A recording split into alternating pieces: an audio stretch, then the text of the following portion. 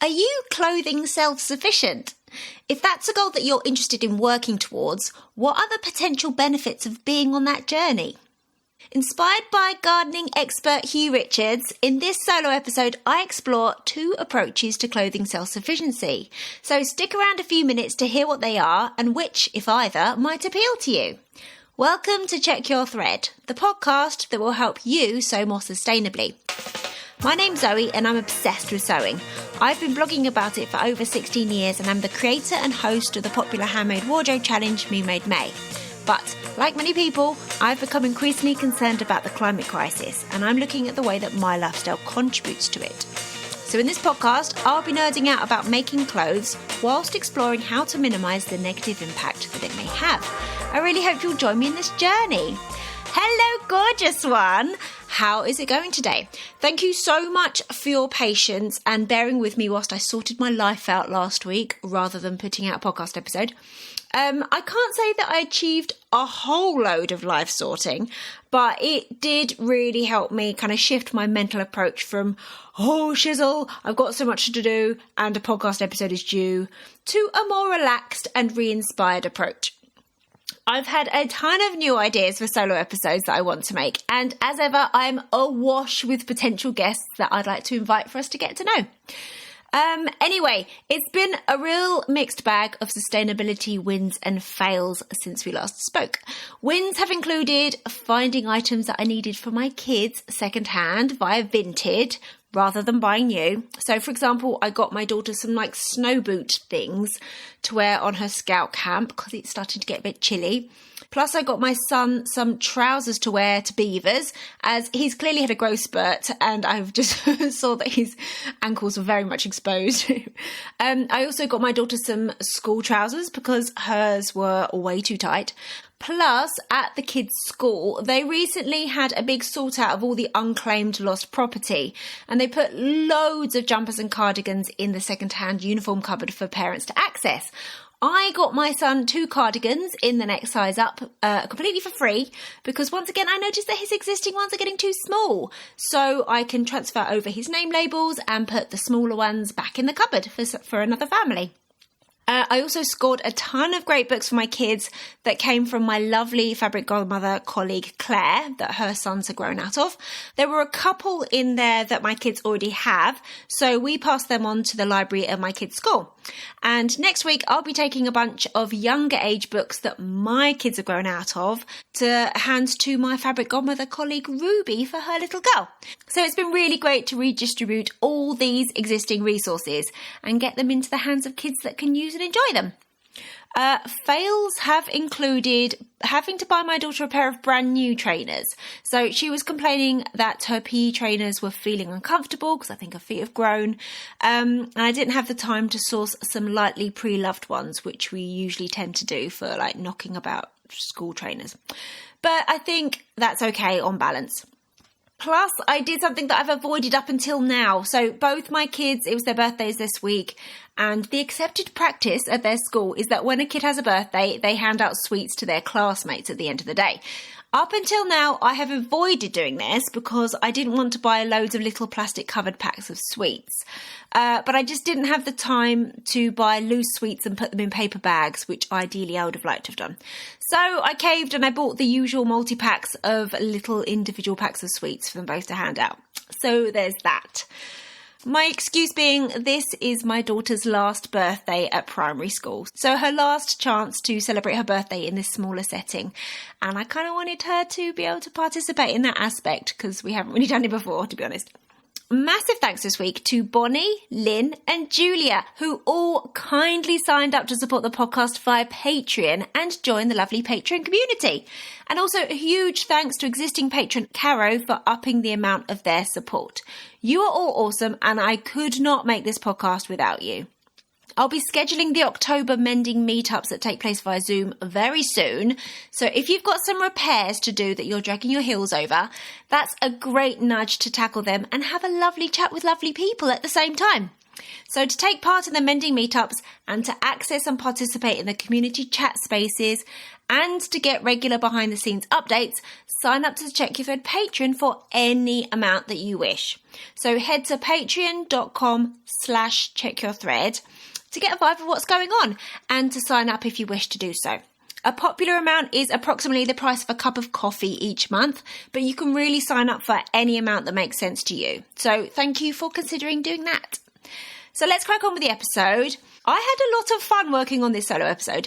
It's a very personal one because I share my own journey from clothing-obsessed teenager to, clothing-obsessed 40-something. But I hope that the underlying ideas about clothing self-sufficiency are of interest to you. I'd love to get your feedback on this and every episode. So if you have something to share, please email me your thoughts to Zoe, which is ZOE, @checkyourthread.com, or you can find me on Instagram @checkyourthread. So until next week, take care of yourselves, redistribute some items that are clogging up your space, and enjoy! What does sewing do for you? What do you get from it? For me, sewing is like many things, but at the most basic practical level, it's the main way that I acquire new clothes. I haven't bought any new clothes for myself, aside from bras, since about 2008. So when I need something or I want something new, I usually make it. Very rarely I'll seek it out secondhand if it's something I don't fancy making myself. But normally I'm making it. So the next few minutes are going to be a bit self-indulgent, but I'm going to set up the topic of this episode by using myself and my own journey as an example. You see, I love clothes. Like I really, really love them and I'm fascinated by them. Not so much like the high-end catwalk type clothes that are usually referred to as fashion. More the kind of clothes that real people wear. Like the ones that you choose to wear in your real life and you choose them to express who you are through them. Whether you're doing that consciously or not. Like even as a young teenager, when I didn't actually have the confidence to wear what I really wanted to, I was pretty obsessed and I thought that everyone felt the same. Then one day when I was about 17, I can totally picture it, I was in the canteen of my sixth form college having a chat with my friends and we were talking about what we were going to wear when we went out that weekend. So we were talking about it and I think that one of us was even doing some sketches, but there came a point where the others were clearly done with the topic. So the conversation naturally moved on, but I didn't feel done. I wanted to carry on talking about clothes. And I clearly remember the realization at that very moment. I'm more into clothes than most people. So I decided to study fashion design. So I finished my A-levels and then I did my art design foundation year, which is like a 1-year course that you have to do in the UK before you're allowed to go on a degree course for an art and design subject. So, and then I went on to study fashion design at a well-respected university. I loved being immersed in clothing and sewing, but it became clear to me on my degree course that I wasn't a natural designer and the high-end fashion stuff wasn't really my jam. But the creation of clothing, the manufacture lessons and the pattern cutting, they were super interesting. And I continued to be obsessed by what real people wore and why. Anyway, I finished up my degree course. I wasn't snapped up by some cool streetwear brand as I'd hoped, though to do what I wasn't sure. Next, I spent a couple of years in the wilderness, and by wilderness, I meant working as a croupier in casinos and a bit of waitressing. But eventually, I managed to claw my way into the clothing industry, working in clothing productions for a few different types of clothing company. And the last place I worked at manufactured clothing for low-end high street shops. We weren't using the phrase fast fashion back in 2007, but it was exactly fast fashion. They were cheap separates made in nasty synthetic fabrics that performed poorly in the legally required fabric testing. What I loved about clothes had nothing to do with that company. And that company certainly didn't pay me enough to afford the kinds of clothes that I wanted to be wearing to properly express myself. So I found items secondhand on eBay and in charity shops, and I scoured the high street looking for the odd item I did actually like that I could afford. But I felt lost and disillusioned, both in the way that I was expressing myself and in my quote-unquote career. The longer I worked there, the more I realised what a pile of crap the clothes we were making were, and the kinds of clothes that I was buying were. And I started to think about the waste and the damage involved in clothing, in their manufacture and in their disposal. It all felt pretty gross. So as the disillusionment deepened, I engaged in some pretty intense quiet quitting. When I should have been doing my job, ordering cheap buttons and hangers and garment labels to go on those nasty clothes, instead, obviously, I spent a lot of time browsing random stuff online. And somehow at that point, I discovered the online sewing community that was then in its infancy. Finding all these people making their clothes, the creativity, the intentionality, the agency, the concern for the planet, it was all stuff that I realised that I've been craving in my wardrobe and in my life. So within a year, I'd started my own blog, So What Do You Know? I'd left that crappy job, I'd moved to Spain, I'd made a pledge to stop buying new clothes, and I was sewing my own wardrobe, learning about my body and my style as I went. Making my own wardrobe from scratch was enormously freeing and exciting. And one of my primary motivators was extracting myself from mass-manufactured clothing. The sewing world in 2008 was very different to how it is today. The patterns and learning resources available were then a tiny, tiny fraction of what is available for home sewers today. So it wasn't super easy making a functioning wardrobe from scratch. Patterns from the big four companies were the main resource available, but most of them were very far from the styles that I wanted to be wearing. So there was self-drafting and adapting of vintage patterns or Burda magazines and tracing existing garments as a starting point. But each new garment I made felt like an utter triumph. Each success spurred me on to try something new. After several months, I'd made shorts from a Burda style pattern that I then lengthened to make myself some trousers. I'd made some jersey tops by adapting patterns from a Built by Wendy sewing book. I had a cardigan made by adapting a jacket pattern from a self-drafting book. I made a coat from a 1970s vintage pattern. I had pyjamas and undies made by tracing my existing shop-bought items. Every time I made a new type of garment, I said to myself, well, now I'm self-sufficient in that. For example, I'm self-sufficient in vests. I'm self-sufficient in coats. I'm self-sufficient in undies. Was every item expertly made? No, of course not. I made countless pairs of odd-looking and ill-fitting undies, for example, until I worked out how undies elastic could be applied and the best order of construction. But it was a very exciting time, like a new frontier. And by creating what was starting to look suspiciously like a handmade wardrobe is what birthed the whole Me Made May challenge, of course. But that's not what this episode is about.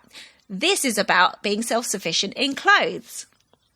So today, some 16 years later, the range of sewing patterns and tutorials available to us is vast. There is a wide array of patterns for almost any type of garment you might wish to make. Although it has to be said, they're not all yet available in all the sizes and fits that you might wish to make them in. But they all come with fabric recommendations and sewing tips and helpful step-by-step construction advice. I've been closely following and fascinated by the expansion of the home sewing scene since my introduction to it. And of course, I've enjoyed accessing and sewing up many of the sewing patterns that have been released in the interim, which has helped me expand my wardrobe and develop my own DIY personal style. If you wish to be clothing self-sufficient, it has never been easier. But why am I bringing up the idea of clothing self-sufficiency now? Basically, because I read a gardening book and it brought up a whole trail of memories from my sewing past, the trail I've just bored you with. The book is The Self-Sufficiency Garden by YouTube gardening legend Huw Richards and his chef pal Sam Cooper. I love Huw Richards. His videos are pretty much the only reason I go on YouTube. I really love his pragmatic approach, so I treated myself to his latest book, The Self-Sufficiency Garden, earlier this year. And towards the start of the book, Huw maps out his thoughts on gardening self-sufficiency. As he sees it, there are two main approaches, incremental and crop-focused. So once I'd come out of my reverie about clothing self-sufficiency, I realised that this clever breakdown could be used as a guide for us garment makers also. But before we explore the potential parallels between food self-sufficiency and clothing self-sufficiency, it needs to be acknowledged that making all or even most of your own clothes might not be a goal of yours, and that is absolutely fine. Not everyone has the time, energy, inclination, or desire to make all the different types of garments that most people's wardrobes are comprised of. And as we've discussed on this podcast numerous times, making all your own clothes from scratch, particularly if you're using virgin resources, isn't the most sustainable way to clothe yourself anyhow. But clothing self-sufficiency was a concept that fascinated and motivated me when I first got into making my own clothes, and it still does now, and I doubt I'm not alone. So what are the potential benefits? Well, it's one way to extract yourself from the fast fashion industry. However, if you're buying virgin fabric to make your clothes from, it's important to acknowledge that it doesn't extract you from the fabric industry. But making your clothes rather than buying them new does mean that you're not participating directly in the exploitation of garment workers. Whether or not a drop in clothing manufacture would make the lives of the workers better or not is up for debate. But in terms of voting with your money, not spending money on new mass-produced clothing shows you do not endorse these clothing brands' labour practices. Being clothing self-sufficient also means that you're not beholden to the trends, to the shapes, the details and the colours that clothing brands think that we all want to wear this season. You can select every element for yourself, including what types of fabrics and fibres you wear, and one day will be responsible for the disposal of. Being clothing self-sufficient, of course, means that with some additional work, you can make clothes that really fit your body, that make you look and feel great. And honestly, the journey to being clothing self-sufficient is one of exploration and learning and fun, and it can lead to an enormous amount of pride and satisfaction. By 2010, I'd created a solid basic selection of self-made clothes, but the journey didn't end there. As each new chapter opened or life event arose, I was presented with a fun new challenge to dress myself accordingly. So a few years after embarking on this journey, I made my own wedding dress. And a few months after that, I began making a selection of maternity clothes and then breastfeeding friendly tops. I started taking my kids to the swimming pool, so when a new swimming costume was needed for my post-pregnancy body, I tried making one of those too, and so on and so on and so on. But this really doesn't have to be an all or nothing thing. You might not have the goal of being completely clothing self-sufficient. Some people maintain that they'll never make t-shirts or tank tops because they feel that their sewing time is too precious to make boring basics. Others feel that, for example, making their own wedding dress would be too much pressure. No problem. But if clothing self-sufficiency, partial or total, does interest you, let's look to Huw for guidance about how we might go about it. So as I say, Huw has offered us up 2 approaches to being self-sufficient in homegrown veggies, incremental and crop-based. These approaches can totally be applied to self-made clothing. So, incremental self-sufficiency is about taking the overarching goal of only eating homegrown and preserved produce and breaking it down into increments. Huw's analogy is that of wanting to run a marathon. You don't chuck your trainers on and immediately go out for a 26-mile run from nothing. You need to train, starting with half a mile and building things up. So in terms of food, Huw suggests starting with the initial goal of eating a meal that includes something you grew yourself. For us garment makers, that's the equivalent of wearing an outfit with one self-made item. Huw's suggested next step is a meal where all the veg in it is homegrown. For us, that could be gearing up to one day where everything you're wearing in that outfit is something you've made. And of course, that could exclude undies and outerwear or whatever if you wish. Alternatively, the next step could be a week where you wear one item you've made every day.